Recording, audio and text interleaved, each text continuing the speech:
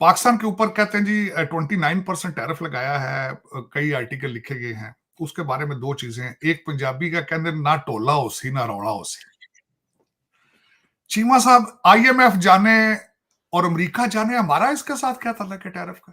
वो कहते हैं बिजली महंगी कर दो, महंगी कर देते हैं, सस्ती कर दो, सस्ती पेट्रोल सस्ता कर दो, वो सस्ता हो जाता है। हमारा उसके साथ क्या ताल्लुक? हम ना कुछ चीज भेजते हैं, ना लेते हैं, ना देते हैं। उनके डॉलर, उनकी इकोनॉमी, उनकी फॉरेन पॉलिसी, उनकी हमारी डोमेस्टिक पॉलिसी। आप तो पॉलिसी बनाते नहीं है। आपको तो you are controlled by IMF. आप तो अमेरिकन कानूनी है, उसका टैरिफ का तो आपके ऊपर इतलाक नहीं होता मेरी नजर में। दूसरा चीमा साहब जो लतीफा पेश करना चाहता हूं, इस वक्त भारत बड़ा परेशान है, दुनिया सारी बड़े परेशान है, स्टॉक मार्केट से हिलजुल रही है, लोग एडजस्ट होंगे। यूरोपियन यूनियन की जो है वो जो उसकी इंचार्ज, उसने कहा जी हम रेसिप्रोकल टैक्स नहीं लगाएंगे। ऑस्ट्रेलिया ने कहा हम भी नहीं लगाएंगे, वो will have a dialogue. Japan बड़ा परेशान है, गाड़ियां। इस सारे तनाजर में लतीफा पेश करना चाहता हूं। एक गरीब आदमी था, कहते सुने था मरासी कोई, तो फ्लड आ गया चीमा साहब बहुत ज्यादा। लोग कोई अपनी चारपाइयां उठा के भाग रहा है, कोई बिस्तरे उठा के भाग रहा है, कोई गंदम उठा के भाग रहा है, लोग की लुट पई। उसने छत के ऊपर बैठा और उसने चारपाई रख के साथ कब अपना यह सिगरेट लगा लिया, तो साथ हंसी जाए, हंसी जाए। किसी ने पूछा हंसदा क्यों? कहता गुरबत का स्वाद ही अज आया। उसने कहा आज ही तो पाकिस्तान को स्वाद आया है चीमा साहब कि सारी दुनिया परेशान है और हम सर के कोठे पर चढ़ के कोयटा कोयटा कोठे पे चढ़ के चारपाई डाल के हम सिगरेट पी रहे हैं। कि हमारी एक्सपोर्ट क्या है, हमें क्या फर्क पड़ता है चीमा साहब? देखिए ना, हमारी फॉरेन पॉलिसी, डोमेस्टिक पॉलिसी तो आईएमएफ ने बनानी होती। उनको कह देंगे कि थोड़ी महंगी, यार थोड़े से उसमें कोई 10 मिलियन ज्यादा डाल दो, क्या फर्क पड़ता है? बांग्लादेश भी इंडिया को ब्लैकमेल कर रहा है और चाइना भी उसका फायदा उठा रहा है। और चीमा साहब डॉक्टर यूनस की जो है, चाइना ने अपना जहाज भेज के बुलाया है। जहाज भेजकर बुलाना सिग्निफाई बहुत करता है चीजें। और फिर वहां से जाके उन्होंने स्टेटमेंट दी है 7 स्टेटों की, और चिकन नेक की जो बात की है, भारत के अंदर उसका बड़ा गुस्सा था। आपने बिल्कुल सही फरमाया, वो कहते थे हमला करना चाहिए बांग्लादेश के ऊपर, लेकिन president Modi, prime minister Modi is a very wise gentleman, he won't do it. बल्कि इस वक्त जो है थाईलैंड के अंदर कहते हैं मुलाकात होगी, जिसमें इस वक्त अगर देख वो जो बिम्स्टेक एक ऑर्गेनाइजेशन है, मैं बल्कि उसको जब रिसर्च कर रहा था तो बड़ा मुश्किल था मेरे लिए उसको, bay of Bengal initiative for multi sectoral technical economic cooperation, जिसके अंदर इंडिया, बांग्लादेश, भूटान, बर्मा, श्रीलंका और थाईलैंड उसके मेंबर हैं। 2018 में उनकी एक पहली मीटिंग हुई थी, 2022 की उनकी वर्चुअल मीटिंग हुई थी। वहां पे मोदी साहब जाएंगे और वहां पे उम्मीद है कि डॉक्टर यूनस से मुलाकात होगी। उसके क्या फायदे होते हैं ये कोई अभी अभी इज टू फार अवे, लेकिन इशू मैं जो बताना चाहूंगा, जो मेरे लिए खुद शॉकिंग था चीमा साहब, मैं आई एम शॉक्ड। चीमा साहब अमेरिका के अंदर दो चीजें हुई हैं बांग्लादेश के हवाले से, जो कि मेरे लिए बड़े अजीब सी चीजें थी। एक तो सेक्रेटरी ऑफ स्टेट जो है मार्को रूबियो, वो 2025 का इंटरनेशनल विमेन करज अवार्ड जो है वो बांग्लादेशी लड़कियों को देंगे, स्टूडेंट लड़कियों को देंगे चीमा साहब, जिन्होंने हमला किया था 2024 में। जो स्टूडेंट निकली थी सड़क पे बाहर, उसको Marco Rubio international women courage award दे रहे हैं। ये मेरे लिए बड़ा, it was very difficult for me to understand. दूसरी, जब मैं इस पे मजीद रिसर्च कर रहा था चीमा साहब, तो शॉकिंग दूसरी चीज सामने आई है कि दुनिया के चंद ममालिक हैं जिनको अभी भी यूएस एड जारी है, उनमें बांग्लादेश शामिल है। $73 मिलियन दिए गए हैं रोहिंग्या मुसलमानों की मदद के हवाले से।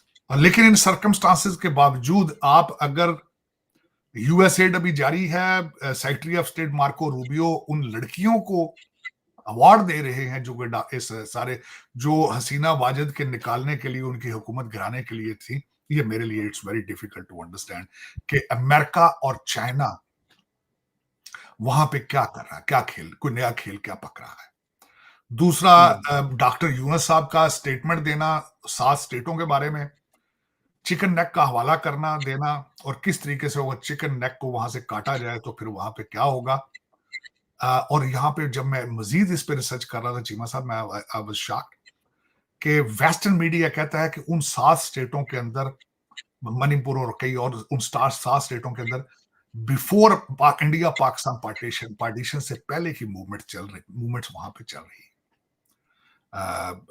फॉर सेपरेशन और whatever the situation is there. एक सदी से वो, और ब्रिटिश, बल्कि British had some kind of a commitment with them to make them, to give them their own territory.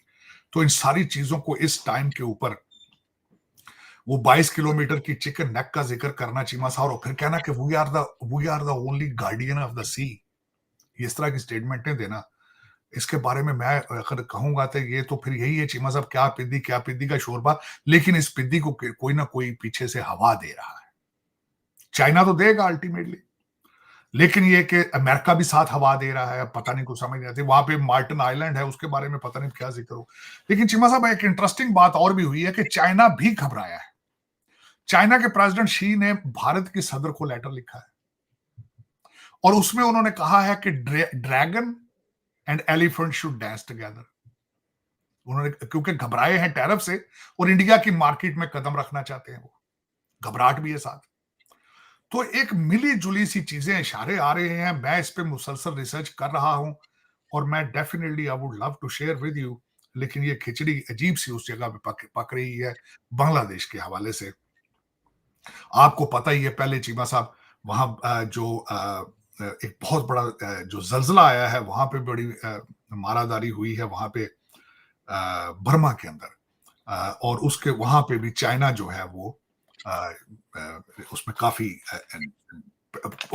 दूसरा एक चीमा साहब, एक मैं बल्कि मैं भूल चुका हूं आपको चाइना के हवाले से जब जिक्र कर रहा था। तो इस वक्त यहाँ पे जो वॉशिंगटन डीसी के अंदर लेफ्ट विंग जर्नलिस्ट हैं, वो ये कह रहे हैं पहले यूएस एड को बंद किया गया है और अब टैरिफ लगाया गया है, एक बहुत बड़ा वैक्यूम खाली किया गया है चाइना के लिए। चाइना इस वैक्यूम को फिल करेगा। चाइना वैक्यूम से इसलिए फिल करेगा कि जो एशिया के अंदर जो ममालिक हैं, उनके ऊपर जिस तरह वियतनाम है उसके ऊपर टैक्स, मलेशिया, कंबोडिया, इनके ऊपर जो है, तो वो एक दूरी मजीद आएगी अमेरिकन पॉलिसी को, और चाइना उस वैक्यूम को फिल करेगा। यूएस एड के जरिए जो पैसे देकर इन्फ्लुएंस लिया जाता था, वो भी वैक्यूम चाइना फिल करने की कोशिश करेगा। लेकिन देखा जाए तो चाइना की अपनी इकॉनमी स्लगिश है। मैंने कल किसी एक प्रोग्राम में था, तो मैंने उनको कहा था कि चाइना के साथ चाइना वैक्यूम किस तरह फिल करेगा, फ्री ट्रेड किस तरह करेगा उनके साथ। उसने टैक्स नहीं लगाना अपने प्रोडक्ट्स को, उसने अपनी चीजें देनी, फ्री तो नहीं देनी है। लेकिन चीमा साहब, कोविड के बाद अभी तक world economy was not at the full. अगर मुझसे जाती तौर पे पूछा जाए तो चीमा साहब, जो चैनल्स टूटे थे, अभी सप्लाई चेन पूरी तरीके से रिस्टोर नहीं हुआ था, और ऊपर से टैरिफ लगा के इंटरनेशनल जो स्टॉक मार्केट्स हैं, दे आर रिएक्टिंग बैडली। आज अमेरिका की अपनी stock market is reacting very badly. जय हिंद दोस्तों, स्वागत है आप सभी का हमारे चैनल पर। आप देख रहे हैं इंडिया वेब न्यूज़।